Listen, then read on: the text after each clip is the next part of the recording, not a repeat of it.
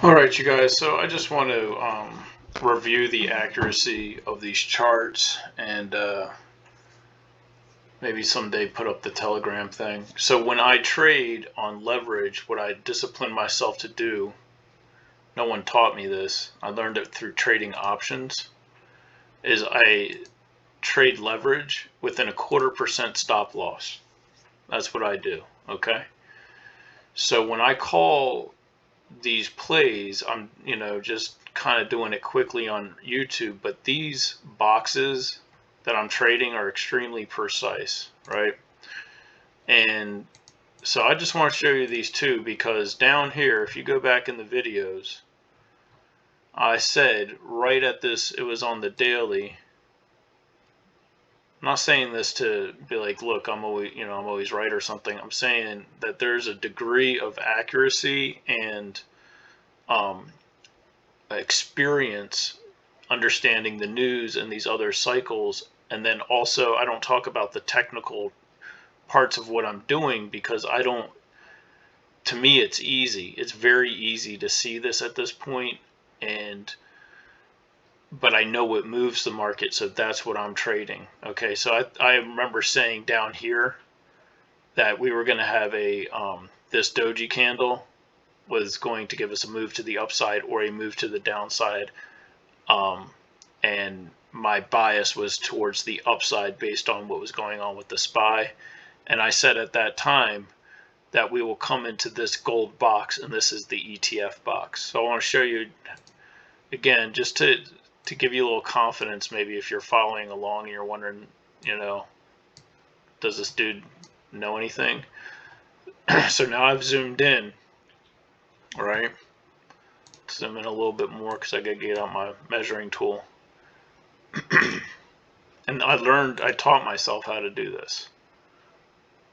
So I called that within 0.17%, right? How I do that is through a lot of experience and discipline and, learning what not to do, making thousands of bad trades on leverage, with options, not so much in crypto, but when you trade options, it makes crypto, that's how I got into this, because crypto seemed low risk after trading options, man. Like, if you haven't done it, you don't know. It's wild. So I just want to point that out. So what I do if I'm trading on BitGet, I would set my buy order. I would have missed this trade actually because I wouldn't have entered.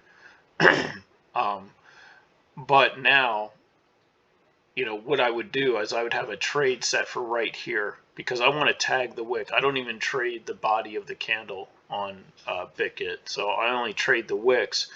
And then what I'll do is I'll set my stop loss 1/4% on leverage, and that's maybe too detailed for you guys, but that's what I do. That's how I can make these crazy calls that are so, you look at all this shit, and to me, it all makes total sense, right? I'll just show you another one because this was, even to myself, wild because I don't watch any other YouTubers, but I pay attention to one or two that I like. And all of them were saying they were calling for this short around here. And I trust myself at this point. I know a few things. And so I was like, nope. Because I could tell by the volume, there's a lot that goes into it. There's a lot that goes into it. And I had this line, the next big short line. And, no joke, dude. Look how precise that was. And I called that, I had this line there for a month. And so look, it's probably going to be within 1/4%. See, 0.0. So I called the top price of Bitcoin within 0.07%. You feel me? So I don't get into the technicals because I like talking about macro and all that stuff. So I'm pointing that out to you because what I'm saying is they can all tell you how to do it, but they never did it. And so to the 4 people that are listening, believe me, I can do it. And I'm showing you this right here, right? And so this it's not like, when I say bit get trade, that's like 50 times, 100 times leverage. What's going to happen here throughout the week, what I'm watching for, is we've tagged this once. There's a couple ways this will play out. And this is for leverage and like really if you understand what you're doing. But I've seen this play out so many times. So if you're just trying to day trade, what you would do is there'll be another wick just like this probably coming in tomorrow. It will probably tag that line almost exactly. I bet you tomorrow we'll come back to this video, or very soon, and that line will get tagged. Then you're going to get another one of these, and that is going to tag that pivot line. Okay, and then depending on the trend, so this is the tricky part, if we continue to the upside, right, like I've been talking about, the SPY over the next period of time continues to the upside, what you could see is one of these. Sorry, let me erase it. I'm trying to draw a line. Okay, so this is wick number 1. You'll probably see that in the next 24 hours. Wick number 2, this is the one to usually short if you're looking for a quick play. Short here, if it's on leverage, you just take profit there. Now the tricky part is, and where you can get wrecked on this, is this here, this support level. When we start getting these liquidation wicks, basically I'm showing you how to short liquidation wicks. So what would happen is this can break up to the upside. That's why the pivot line is here. Okay, so that can break to the upside, and now if you're short on that and holding it on leverage, no bueno, you're going to get stopped out. That's why I set the stop loss at 0.25%. Right? I don't know if you feel me there, but so if it breaks to the upside here, now we know we're going to have a continuation. But the other pattern that you will see is if you get what I call the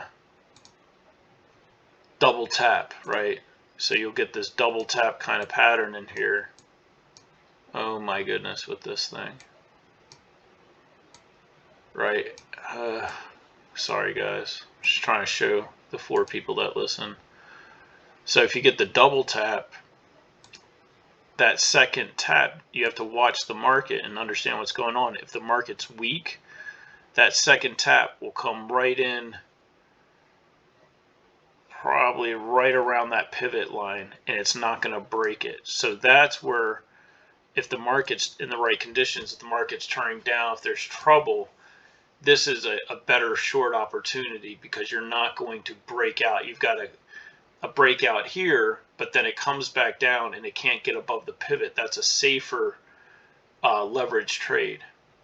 Now the very last one and the least risky is you'll get 1, 2, 3, 4, and you'll get a 5th one, and this one's the least risky, and it's usually going to come in just a little bit below, barely noticeable on one of these wicks. There's going to be one of these wicks that come in 1, 2, 3, 4, 5. Okay, now what you're going to see there is decreasing volume. That's what you want to look for to make this trade, right? So on these leverage trades, if we saw increasing volume, and I would know by looking over at all these other indicators, you notice there's no like MACD and all this bullshit on my screen, because I don't need that. Because look over here, the SPY, guys, dude, this is telling you everything going on over here. All these things I use, I don't, why would I need the MACD to tell me what the fuck's going on? I can go over to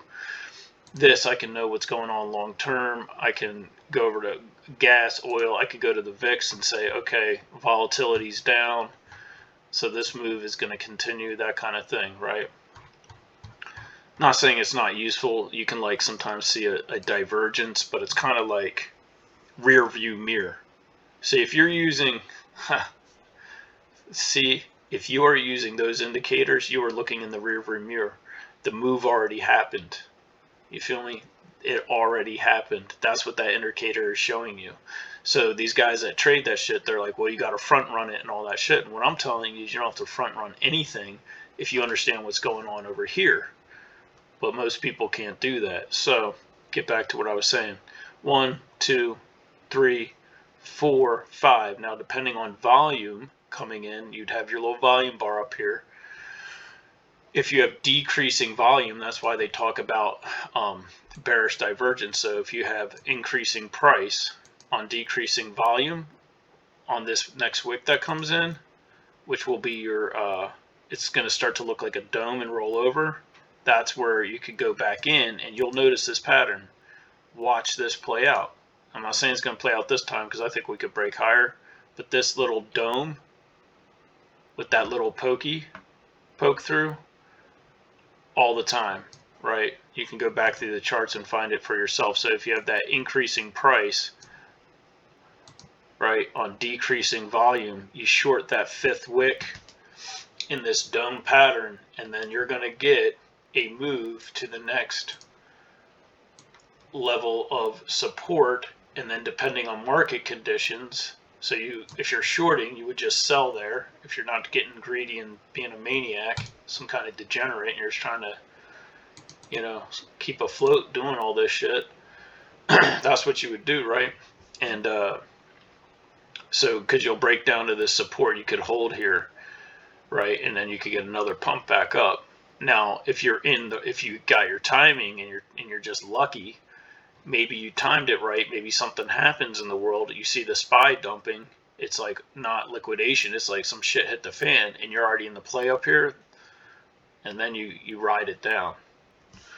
Anyway, guys, they can all tell you how to do it, but they never did it, so there you go.